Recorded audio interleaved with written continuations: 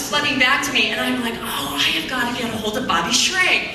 So I got a hold of him through the school, and we ended up having lunch together. And so Bobby's story, when we were in grade school, he was like an average student. And then when we got to puberty, something happened, and he just like accelerated into genius. He graduated a year ahead of time. He was the head of his class. He went to university, ended up becoming a medical doctor specializing in brains.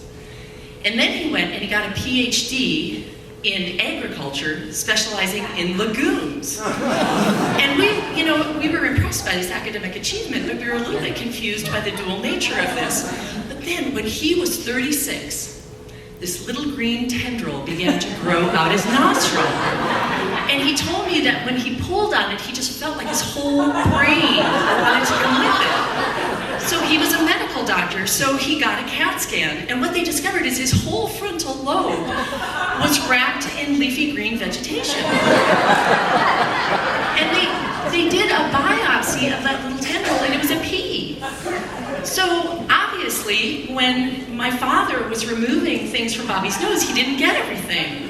So there must have been this pea that was really lodged up there, and then at some point, probably puberty, it sprouted, and this tendril worked its way into his brain.